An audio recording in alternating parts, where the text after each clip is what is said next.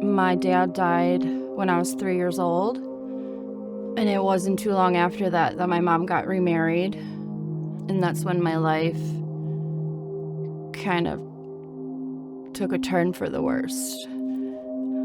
I was about 5 years old when she got remarried. We moved quickly into his house, and the abuse started then. I was sexually abused. Earliest memory I have is when I was 5. This went on throughout my whole childhood, all the way up teenage years. High school started, it got doubled, it got worse. I started dabbling with drugs to sort of numb the pain. I was in the streets doing drugs. It was the only thing that made me feel better, and I fell hard. I was then introduced to hard drugs, such as heroin. I started using needles. I was introduced to meth.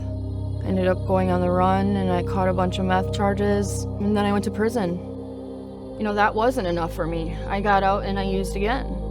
I was in a very abusive, toxic relationship at the time, and I was living in a hotel that some other guy had posted me up in. I was probably about 100 pounds, and I was in there with my son. And I just held on to this trauma and stuffed it for so long, and it did so much damage. I was homeschooled up until 6th grade, and then I went to public school. I think that because I was sheltered and I was used to adults that made a lot of sense and were godly and stuff, I really got entangled in people pleasing and trying to make friends and not understanding why is everybody so mean, and really taking it out on myself, cutting myself. I was hospitalized, I was suicidal. I just kind of distanced myself from my family. I didn't really feel like getting up in the morning, and so the way that I kind of got addicted to the drugs that I got addicted to was needing motivation.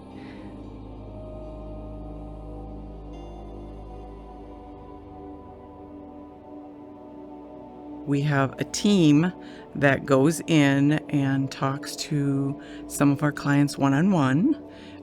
We also are referred by either the Oshkosh Police Department or Winnebago County for potential new clients and or prostitution stings, so we can reach out to these ladies and make sure that they hadn't been trafficked. I love working with the clients in jail. We get to go in and meet with them as often as we'd like. You can share the gospel, you can share life, you can do any of those things, and I just love that. Kelly's an amazing soul, and I am so grateful for her. She showed up for me when I went to jail. She was there 2 hours later. When I got to jail, that was when I finally heard the gospel explained very simply. Probably heard the gospel many times, but until it was very just simply explained to me, then that's when it all made sense. There was nowhere else to really go, that where I could go that was understanding enough. It was a safe place to go, and I would say that really what shines through their ministry the most is the love of Jesus. To have dinners with people and to just be meeting people where they're at. Once a month, usually the first Monday of every month, we have a family dinner. The ladies love to come in and just fellowship with other ladies who've gone through the same thing they have, and they love to meet with the volunteers. I love the fact that I see so many of these women behind bars, and when they get out at family dinner, I get to give them a hug. I can't hug them in jail. To really just work with you to figure out any way that they can be helpful. Whether that's literally listening to you, giving you books, setting up a program that you can go to, supporting you at court dates, calling you on the phone, picking you up from here, there, or the other place, cards and clothes, and just anything that they can do to just uplift you, support you, and help you and get you to where you need to be.